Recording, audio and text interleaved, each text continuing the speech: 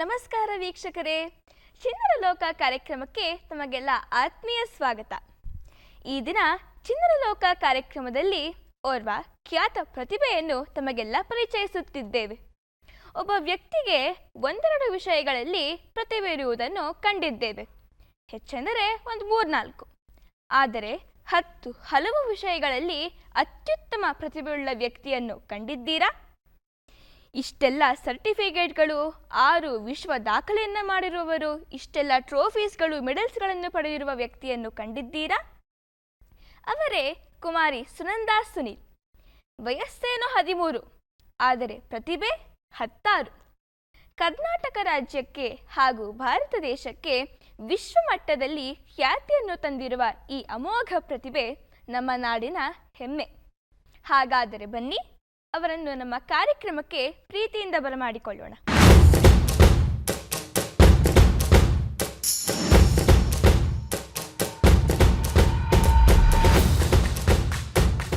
Left ಹ್ಯಾಂಡಲ್ಲಿ ಇಂಗ್ಲೀಷಲ್ಲಿ ಬರೆದ್ರೆ right ಹ್ಯಾಂಡಲ್ಲಿ ಅದೇ ಪದನ ಕನ್ನಡದಲ್ಲಿ ಬರಿಬೋದು.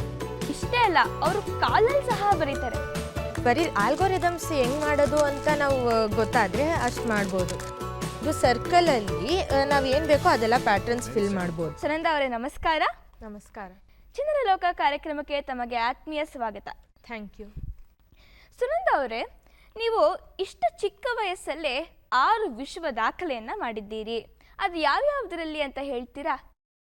6 ವರ್ಲ್ಡ್ ರೆಕಾರ್ಡಲ್ಲಿ 3 ವರ್ಲ್ಡ್ ರೆಕಾರ್ಡ್ ಮೆಮೊರಿ ಫೀಲ್ಡಲ್ಲಿ, ಇನ್ನು 3 ಹಲವಾರು ಮೆಂಟಲ್ ಎಬಿಲಿಟೀಸ್ಗಳಲ್ಲಿ. ಅದರಲ್ಲಿ ಒಂದು ಆಂಬಿಡೆಕ್ಸ್ಟ್ರಸ್ ರೈಟಿಂಗ್, ಇನ್ನೊಂದು ಅಪ್ಸೈಡ್ ಡೌನ್ ರೀಡಿಂಗ್, ಇನ್ನೊಂದು ಒಂದು ಬ್ಲೈಂಡ್ ಫೋಲ್ಡ್ ಆಕ್ಟಿವಿಟಿಯಲ್ಲಿ. ಓಕೆ ಸುನಂದಾ ಅವರೇ, ಸೊ ಈ ಮೆಮೊರಿ ಫೀಲ್ಡ್ಗೆ ಅಂತ ಬಂದಾಗ ನೀವು ಮೆಮೊರಿ ಜೀನಿಯಸ್ ಅಂತಲೇ ಹೆಸರುವಾಸಿಯಾಗಿದ್ದೀರಿ. ಆಮೇಲೆ ಸಾಕಷ್ಟು ಮೆಮೊರಿ ಚಾಂಪಿಯನ್ಶಿಪ್ಸ್ ಕೂಡ ನಿಮಗೆ ದೊರೆತಿದೆ.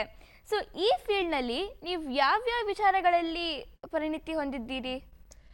ಅದೇ ಮೆಮೊರಿ ಫೀಲ್ಡಲ್ಲಿ 3 ವರ್ಲ್ಡ್ ರೆಕಾರ್ಡ್ ಆಗಿದೆಯಲ್ಲ, ಅದರಲ್ಲಿ ಏನಂದರೆ ಒಂದು 5 ನಿಮಿಷದಲ್ಲಿ 540 ಬೈನರಿ ನಂಬರ್ಸ್ ಮೆಮೊರೈಸ್ ಮಾಡೋದು, ಇನ್ನೊಂದು 5 ನಿಮಿಷದಲ್ಲಿ 260 ರ್ಯಾಂಡಮ್ ನಂಬರ್ಸ್ ಮೆಮೊರೈಸ್ ಮಾಡೋದು, ಹಾಗೂ ಇನ್ನೊಂದು 5 ನಿಮಿಷದಲ್ಲಿ 104 ವರ್ಡ್ಸ್ ಮೆಮೊರೈಸ್ ಮಾಡೋದು. ನೀವು ಬೇರೆ ಬೇರೆ ದೇಶಕ್ಕೆ ಹೋಗಿರೋ ಅಂಥ ಒಂದು ಅನುಭವನ ನಮ್ಮ ವೀಕ್ಷಕರ ಜೊತೆ ಹಂಚ್ಕೋಬೋದಾ? ನಾನು ಕೋವಿಡ್ ಟೈಮಲ್ಲಿ ಸ್ಟಾರ್ಟ್ ಮಾಡಿದ್ರಿಂದ ಜಾಸ್ತಿ ಆಚೆ ಬೇರೆ ದೇಶಗಳಿಗೆ ಹೋಗೋ ಕಾಂಪಿಟೇಷನ್ಸ್ ಇರ್ತಾ ಇರಲಿಲ್ಲ. ನಾನು 2 ಆನ್ಲೈನ್ ಚಾಂಪಿಯನ್ಶಿಪ್ಸ್ ಅಟೆಂಡ್ ಮಾಡಿದ್ದೀನಿ, ಮಿಕ್ಕಿದ್ದೆಲ್ಲ ಭಾರತ ದೇಶದಲ್ಲೇ ಅಟೆಂಡ್ ಮಾಡಿದ್ದು. ರೀಸೆಂಟಾಗಿ ಒಂದು ಚಾಂಪಿಯನ್ಶಿಪ್ಗಾಗಿ ನಾನು ಹಾಂಗ್ಕಾಂಗ್ ಹೋಗಿದ್ದೆ. ಅಲ್ಲಿ ನನ್ನ ಅನುಭವ ತುಂಬ ಚೆನ್ನಾಗಿತ್ತು. ಬೇರೆ ಮಂಗೋಲಿಯಾ, ಚೈನಾ, ವಿಯೆಟ್ನಾಮಿಂದ ಎಲ್ಲ ಬಂದಿದ್ದರು. ಅಲ್ಲಿ ಕಾಂಪಿಟೇಷನ್ ತುಂಬ ಟಫ್ ಆಗಿತ್ತು. ಈ ಮೆಂಟಲ್ ಅಬಿಲಿಟೀಸ್ ಅನ್ನೋ ವಿಚಾರಕ್ಕೆ ಬಂದಾಗ ಆಂಬಿಡೆಕ್ಸ್ಟ್ರಸ್ ರೈಟಿಂಗ್ ಅಂತ ಅದರಲ್ಲಿ ನೀವು ಒಂದು ವಿಶ್ವ ದಾಖಲೆಯನ್ನು ಮಾಡಿದ್ದೀರಾ. ಇದ್ರ ಬಗ್ಗೆ ಏನು ಸ್ವಲ್ಪ ವಿವರವಾಗಿ ಹೇಳ್ಬೋದಾ? ಹಾಂ, ನಾನು ಆಂಬಿಡೆಕ್ಸ್ಟ್ರಸ್ ರೈಟಿಂಗ್ನ ಕೂಡ ಲಾಕ್ಡೌನ್ ಟೈಮಲ್ಲೇ ಕಲ್ತಿದ್ದು. ಲೆಫ್ಟ್ ಹ್ಯಾಂಡಲ್ಲಿ ಫಸ್ಟು ಬರೆಯೋದು ಪ್ರಾಕ್ಟೀಸ್ ಮಾಡಿದೆ ಒಂದು 15 ದಿನ. ಅದಾದಮೇಲೆ 13 ಸ್ಟೈಲ್ಸ್ ಇದೆಯಲ್ಲ, ಅದನ್ನು ಇನ್ನು 1-2 ತಿಂಗಳಲ್ಲಿ ಬರೆಯೋದು ಕಲಿತೆ. ಅದೇನಂದ್ರೆ 13 ಸ್ಟೈಲ್ಸ್ ಏನಂದರೆ blind fold writing, hetero topic writing, exchange writing, reverse, unidirectional writing ಇತ್ಯಾದಿ. ಓಕೆ, ಇವಾಗ ಈ ಥರ ಲಿಂಗ್ವಿಸ್ಟಿಕ್ ಹಾಗೆಲ್ಲ ಹೇಳಿದ್ರಲ್ಲ, ಹೆಟ್ರೋ ಟೈಪ್ ರೈಟಿಂಗ್, ಅವೆಲ್ಲ ನಮ್ಮ ವೀಕ್ಷಕರಿಗೆ ಸ್ವಲ್ಪ ವಿವರವಾಗಿ ಹೇಳ್ಬೋದಾ? ಹಾಂ, ಹೆಟಿರೋ ಲಿಂಗ್ವಿಸ್ಟಿಕ್ ಅಂದರೆ ಪದಗಳನ್ನ 2 ಕೈಯಲ್ಲಿ 2 ಭಾಷೆಯಲ್ಲಿ ಬರೆಯೋದು. ಇವಾಗ ನಾನು ಲೆಫ್ಟ್ ಹ್ಯಾಂಡಲ್ಲಿ ಇಂಗ್ಲೀಷಲ್ಲಿ ಬರೆದ್ರೆ ರೈಟ್ ಹ್ಯಾಂಡಲ್ಲಿ ಅದೇ ಪದನ ಕನ್ನಡದಲ್ಲಿ ಬರಿಬೋದು. Okay okay, very nice Sunanda ಅವರೇ. ಸೊ ಈ ಆಂಬಿಡೆಕ್ಸ್ಟ್ರಸ್ ರೈಟಿಂಗ್ನ ನೀವು ಅಂದರೆ ಯಾರು ಹೇಳ್ಕೊಟ್ಟಿದ್ದು ನಿಮಗೆ? ನಾನು ನಮ್ಮಮ್ಮ ಯೂಟ್ಯೂಬ್ ನೋಡ್ತಾ ಇರೋವಾಗ ಅಲ್ಲಿ ಒಂದು ವಿಡಿಯೋ ಅಲ್ಲಿ ಮಧ್ಯಪ್ರದೇಶ ಅಲ್ಲಿ ಒಂದು ಶಾಲೆ ಇದೆ. ಆ ಶಾಲೆಯಲ್ಲಿ ಎಲ್ಲ ಮಕ್ಕಳಿಗೂ ಅವರು 2 ಕೈಯಲ್ಲಿ ಬರೆಯೋದು ಹೇಳ್ಕೊಡ್ತಾರೆ. ಅದನ್ನು ನೋಡಿಬಿಟ್ಟು ನಾವು ಟ್ರೈ ಮಾಡ್ಬೋದು ಅಂತ ನಾನು ಸ್ಟಾರ್ಟ್ ಮಾಡಿದೆ ಮಾಡೋದಕ್ಕೆ. ಸೊ ಇದನ್ನು ಕಲಿಯೋದಕ್ಕೆ ಬೇರೆ ಮಕ್ಕಳಿಗೆ ಸೆಪ್ರೇಟ್ ಕೋರ್ಸಸ್ ಏನಾದರೂ ಇದೆಯಾ? ಸಪ್ರೇಟ್ ಕೋರ್ಸ್ ಇದೆ ಅಂತ ನನಗೆ ಗೊತ್ತಿರೋ ಪ್ರಕಾರ ಯಾವುದೂ ಇಲ್ಲ. ಆದರೆ ಹೇಳಿದ್ನಲ್ಲ, ಅದೇ ಮಹಾರಾಷ್ಟ್ರ ಮಧ್ಯಪ್ರದೇಶಲ್ಲಿರೋ ಶಾಲೆಯಲ್ಲಿ ಹೇಳ್ಕೊಡ್ತಾರೆ ಎಲ್ಲ ಮಕ್ಕಳಿಗೂ.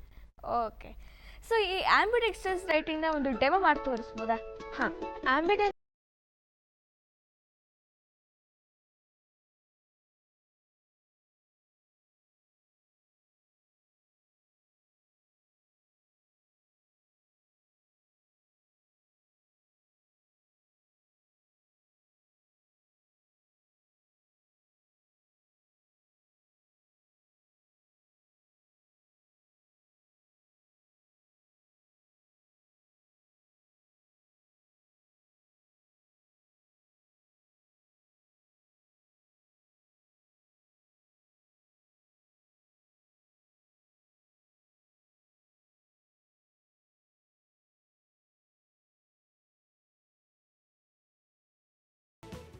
ನಾವು ಎಡಗೈಯಲ್ಲಿ ಅಥವಾ ಬಲಗೈಯಲ್ಲಿ ಬರಿಬೋದು, ಆದರೆ ಇವರು ಎರಡೂ ಕೈಯಲ್ಲಿ ಒಂದೇ ಸಮಯಕ್ಕೆ ಬರೀತಾರೆ.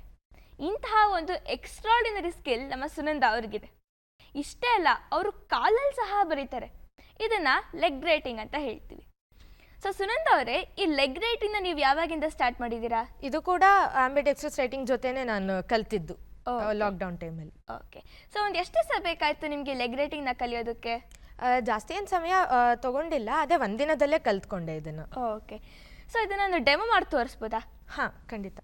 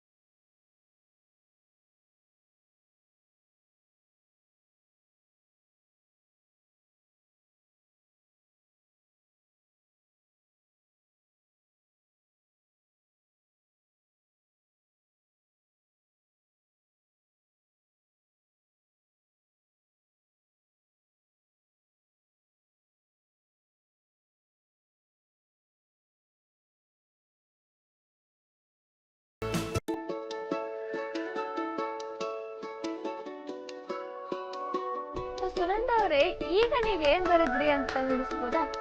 Happiness depends upon ourselves. ಇನ್ನೊಂದು ಒನ್ ಲೈನ್ ಕೋಟ್ನ ನೋಡಿ. Okay, very nice. ತುಂಬ ಚೆನ್ನಾಗಿ ಬಂದಿದೆ.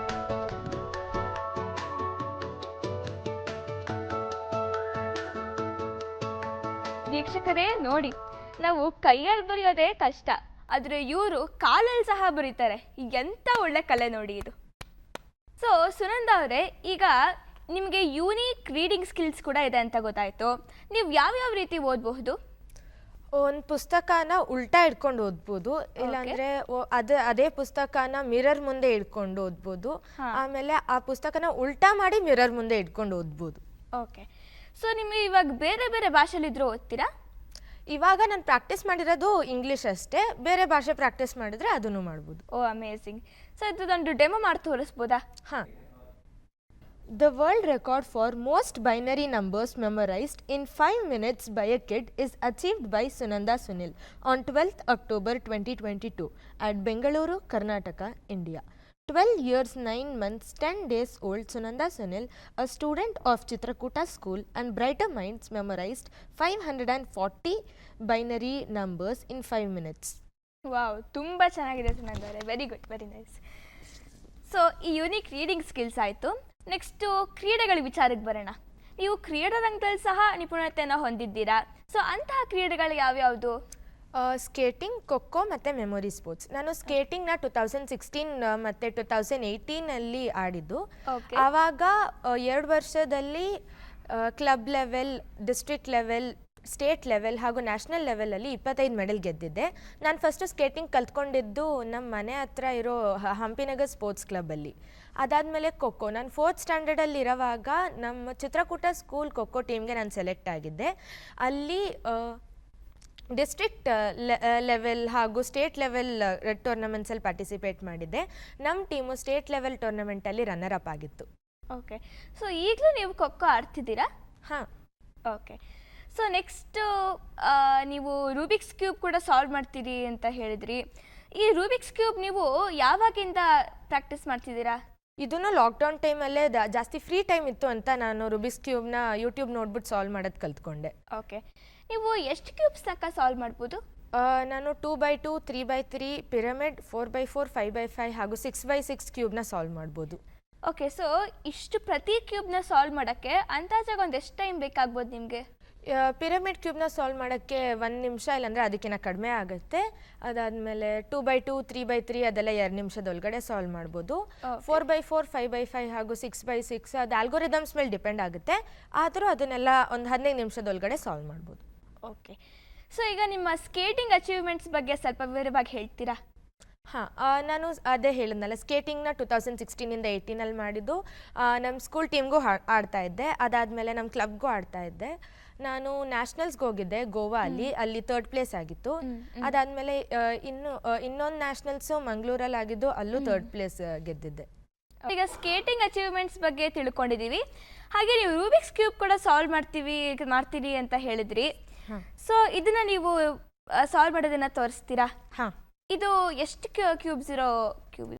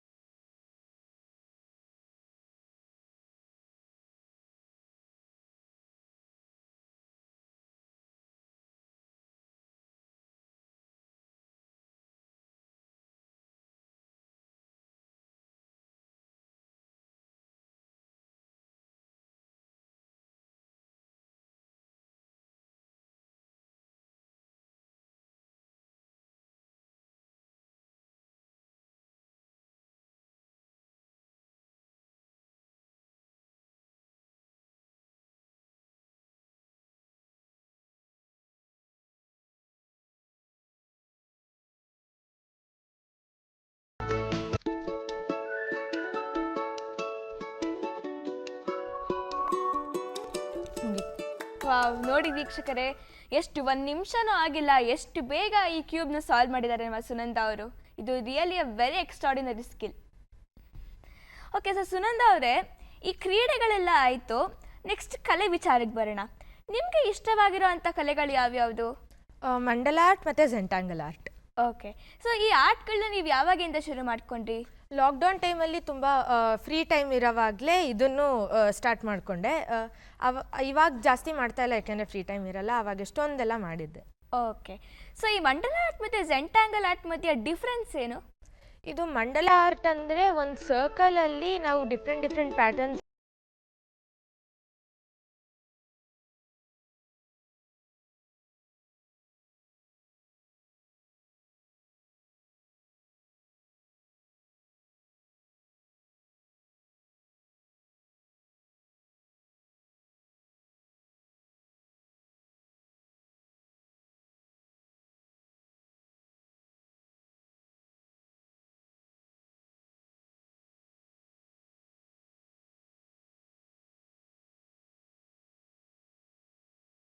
ಹೇಳಿದ್ನಲ್ಲ, ಇದು ಸರ್ಕಲಲ್ಲಿ ನಾವು ಏನು ಬೇಕೋ ಅದೆಲ್ಲ ಪ್ಯಾಟರ್ನ್ಸ್ ಫಿಲ್ ಮಾಡ್ಬೋದು. ಓಕೆ, ಇದು ಒಂದು ಪ್ಯಾಟರ್ನ್ ನಾನು ಫಿಲ್ ಮಾಡಿರೋದು, ಇನ್ನು ಎಷ್ಟೊಂದು ಥರ ಇದೆ.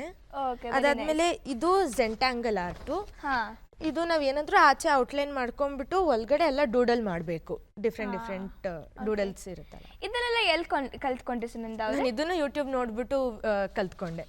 ಓಕೆ ಓಕೆ, ಸೊ ಈ ಆರ್ಟ್ಸ್ ಎಲ್ಲ ಮಾಡಬೇಕು ಅಂತ ನಿಮಗೆ ಪ್ರೇರಣೆ ಯಾರು ಕೊಟ್ಟಿದ್ದು? ನಮಗೆ ಶಾಲೆಯಲ್ಲಿ ಆರ್ಟ್ ಕ್ಲಾಸಸ್ ಇರ್ತಾ ಇತ್ತು. ಸೊ ಫಸ್ಟು ಅಲ್ಲಿಂದನೇ ನಾನು ಆರ್ಟ್ ಮಾಡೋದು ಕಲ್ತಿದ್ದು. ಅದಾದಮೇಲೆ ಇಲ್ಲೂ ಏನಾದರೂ ಟೈಮ್ ಪಾಸ್ ಆಗಬೇಕಲ್ವಾ ಲಾಕ್ಡೌನ್ ಟೈಮಲ್ಲಿ, ಅದಕ್ಕೆ ಇದನ್ನು ಸ್ಟಾರ್ಟ್. ಸೊ ಈ ಲಾಕ್ಡೌನ್ ಟೈಮಲ್ಲೆಲ್ಲ ಸುಮಾರು ಮಕ್ಕಳು ಅಂದರೆ ಟಿ ವಿ ನೋಡ್ತಾ ಇರಬೇಕು, ಟೈಮ್ ಪಾಸ್ ಮಾಡಬೇಕು ಅನಿಸ್ತಿರುತ್ತೆ. ಆದರೆ ನಿಮ್ಗೆ ಯಾಕೆ ಆಂಬಿಡೆಕ್ಸ್ಟಸ್ ರೈಟಿಂಗು, ಸ್ಕೇಟಿಂಗ್, ಕ್ರೀಡೆಗಳು ಹಾಗೆಲ್ಲ ಸೇರ್ಬೇಕು ಅನಿಸ್ತು? ನಾನು ತುಂಬ ಟಿ ವಿ ಮೊಬೈಲ್ ನೋಡ್ತಾ ಇದ್ದೆ ಅಂತ ನಮ್ಮ ಅಪ್ಪ ಅಮ್ಮ ಬೇರೆ ಬೇರೆದೆಲ್ಲ ಕಲಿಸ್ಬೇಕು ಅಂತ ಫಸ್ಟು ಆಂಬಿಡೆಕ್ಸ್ಟರ್ಸ್ದು ಕಲಿಸಿದ್ರು. ಎಲ್ಲದಕ್ಕೂ ಎಕ್ಸ್ಪೋಜರ್ ಕೊಡಬೇಕು ಅಂತ ಮೆಮೊರಿ ಕ್ಲಾಸಸ್ಗೂ ಹಾಕಿದ್ರು. ಅದಾದ್ಮೇಲೆ ನನಗೆ ಫ್ರೀ ಟೈಮ್ ಇರೋವಾಗ ನಾನು ಇದು ಮಾಡ್ತಾ ಇದ್ದೆ drawing. Okay, very nice Sunanda ಅವರೇ. ಸೊ ಈಗ ಇಷ್ಟೆಲ್ಲ ಪ್ರತಿಭೆ ಇರೋ ಅಂತ ನಿಮಗೆ ಓದಲು ಹೇಗೆ ಆಸಕ್ತಿ ಇದೆ? ಓದೋದು ನಮ್ಮಪ್ಪ ಹೇಳಿದ್ದೇನೆಂದರೆ ಬರೀ ಗ್ರೇಡ್ಗೋಸ್ಕರ ಓದೋದಿಲ್ಲದೆ ಅದನ್ನು ನಾಲೆಡ್ಜ್ಗೋಸ್ಕರ ಅದಾದಮೇಲೆ ಅದನ್ನೆಲ್ಲ ಕಲಿಬೇಕು ಅನ್ನೋದಕ್ಕೋಸ್ಕರ ಓದಬೇಕು ಅಂದಿದ್ದು.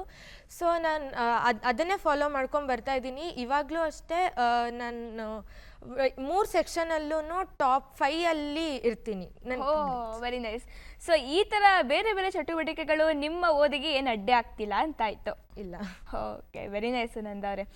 ಆಮೇಲೆ ಇಷ್ಟೆಲ್ಲ ಪ್ರತಿಭೆ ಇರೋ ನಿಮಗೆ ಸಾಕಷ್ಟು ಪ್ರಶಸ್ತಿಗಳು ಕೂಡ ಸಿಕ್ಕಿರುತ್ತೆ, ಅದ್ರ ಬಗ್ಗೆ ಸ್ವಲ್ಪ ಹೇಳಿ. ಅದೇ ಸ್ಕೇಟಿಂಗಲ್ಲಿ 25 ಮೆಡಲ್ ಬಂತು 2 ವರ್ಷದಲ್ಲಿ. ಅದಾದಮೇಲೆ ಮೆಮೊರಿ ಸ್ಪೋರ್ಟ್ಸಲ್ಲಿ ನಾನು ಫಸ್ಟು ಟೈಮ್ ಪಾರ್ಟಿಸಿಪೇಟ್ ಮಾಡಿದ್ದೆ ನ್ಯಾಷನಲ್ಸಲ್ಲಿ, ಅದು ಆನ್ಲೈನ್ ಇತ್ತು. ಅದಾದಮೇಲೆ ನೆಕ್ಸ್ಟ್ 2 ನ್ಯಾಷನಲ್ಸು ಆಫ್ಲೈನ್ ಇತ್ತು. ಸೊ 2021, 2022, 2023 ನ್ಯಾಷನಲ್ಸಲ್ಲಿ ನಾನು ನನ್ನ ಕ್ಯಾಟಗರಿ ಕಿಡ್ಸ್ ಕ್ಯಾಟಗರಿ ಅದಾದಮೇಲೆ ಅಂಡರ್ 18 ಕ್ಯಾಟಗರಿಯಲ್ಲಿ ಫಸ್ಟ್ ಬಂದೆ. ಓವರ್ ಆಲ್ ಎಲ್ಲ ಏಜಸ್ಸಲ್ಲಿ ನಾನು ಸೆಕೆಂಡ್ ರನ್ನರ್ ಅಪ್ ಆಗಿದ್ದೆ. ಅದಾದಮೇಲೆ ರಷ್ಯನ್ ಮೆಮೊರಿ ಚಾಂಪಿಯನ್ಶಿಪ್ ಅಂತ ಒಂದು ಆನ್ಲೈನ್ ಚಾಂಪಿಯನ್ಶಿಪ್ ಇತ್ತು, ಅಲ್ಲಿ ಕೂಡ ನಾನು ಫಸ್ಟ್ ಬಂದಿದ್ದೆ. ಅದಾದಮೇಲೆ ರೀಸೆಂಟಾಗಿ ನಡೆದಿರೋ ವರ್ಲ್ಡ್ ಮೆಮೊರಿ ಚಾಂಪಿಯನ್ಶಿಪ್ಪಲ್ಲಿ ನಾನು 7 ಮೆಡಲ್ಸ್ ಗೆದ್ದಿದ್ದೆ ನನ್ನ ಕ್ಯಾಟಗರಿಯಲ್ಲಿ. ಅದಾದಮೇಲೆ ಓವರ್ ಆಲ್ ಅಲ್ಲಿ 13 ದೇಶದಿಂದ ಬಂದಿದ್ರು, ಒಂದು 700 ಪಾರ್ಟಿಸಿಪೆಂಟ್ಸು. ಅವರಲ್ಲಿ ನಾನು 9th ಪೊಸಿಷನಲ್ಲಿದ್ದೆ. ಅದೇ ಹೋದ ವರ್ಷ ಆಗಿರೋ ವರ್ಲ್ಡ್ ಮೆಮೊರಿ ಚಾಂಪಿಯನ್ಶಿಪ್ಪಲ್ಲಿ 53rd ಪೊಸಿಷನ್, ಅದ್ರ ಹೋದ ವರ್ಷ ಆಗಿರೋದ್ರಲ್ಲಿ 85th ಪೊಸಿಷನ್, ಈ ವರ್ಷ 9th ಪೊಸಿಷನ್ ಬಂತು. ಅದಾದಮೇಲೆ ನಾನು master of memory silver title ಅನ್ನೋದು ಬಂತು. ಅದು ಇಂಡಿಯಾ ಅಲ್ಲಿ ಅಂಡರ್ 18 ಕ್ಯಾಟಗರಿಯಲ್ಲಿ ಬಂದಿರೋದು ಫಸ್ಟ್ ಟೈಮ್. ಹೋದ ವರ್ಷನೂ ಒಂದು ಡಿಸಿಪ್ಲಿನಲ್ಲಿ ನನ್ನ ಕ್ಯಾಟಗರಿಯಲ್ಲಿ ಒಂದು ಮೆಡಲ್ ಬಂದಿತ್ತು. ಅದು first ever kid to get a medal in that category. Okay. So ಇವಾಗ ಸುನಂದ ಅವ್ರಿಗೆ ನಿಮ್ಮ ಥರನೇ ಅಂದರೆ ಸುಮಾರು ಜನ ಮಕ್ಕಳಿಗೆ ಟ್ಯಾಲೆಂಟ್ ಇರುತ್ತೆ ಈ ಮೆಮೊರಿಯಲ್ಲಿ, ಬಟ್ ಅವ್ರಿಗೆ ಟೈಮ್ ಸಿಗ್ತಿರಲ್ಲ. ಟೈಮ್ ಅಂದರೆ ಇವಾಗ ಎಲ್ಲಿ ಸೇರಬೇಕು ಅದೆಲ್ಲ ಇನ್ಸ್ಟ್ರಕ್ಷನ್ಸು ರೂಲ್ಸ್ ಎಲ್ಲ ಗೊತ್ತಿರಲ್ಲ. ಸೊ ನೀವು ಹೇಗೆ ಅಪ್ಲೈ ಮಾಡಿದ್ರಿ ಅದಕ್ಕೆ ಮೆಮೊರಿ ಚಾಂಪಿಯನ್ಶಿಪ್ಗೆ? ಅದು ಕ್ಲಾಸಸ್ ಇರುತ್ತೆ, ನಮ್ಗೆ ಹೇಳ್ಕೊಡ್ತಾರೆ ಎಲ್ಲ ಟೆಕ್ನಿಕ್ಸು ಎಲ್ಲ. ನಾನು ಬ್ರೈನ್ ಇನ್ಫೈನೈಟಲ್ಲಿ ಕಲಿತೆ. ಸೊ ಕ್ಲಾಸಸ್ಗೆ ಸೇರಿಕೊಂಡ್ರೆ ಅವರೇ ಹೆಂಗೆ ಮಾಡಬೇಕು, ಹೆಂಗೆ ಚೆನ್ನಾಗಿ ಇಂಪ್ರೂವ್ ಆಗೋದು ಎಲ್ಲ ಹೇಳ್ಕೊಡ್ತಾರೆ.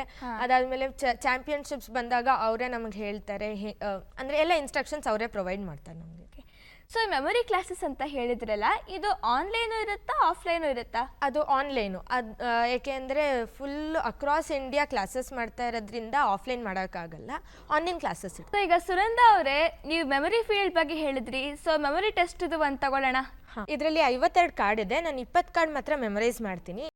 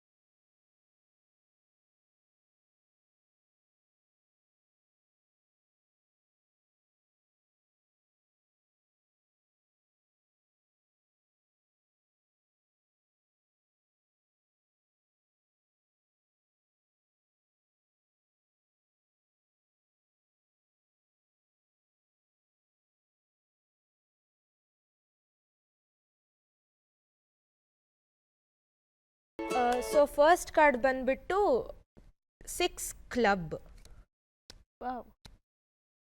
ಸೆಕೆಂಡ್ ಕಾರ್ಡ್ ಬಂದ್ಬಿಟ್ಟು ಕ್ಯೂ ಕ್ಲಬ್. ಮೂರನೇದು speed 5, speed 2, 6 diamond, A speed, club 2, heart 7, heart 9, club 5,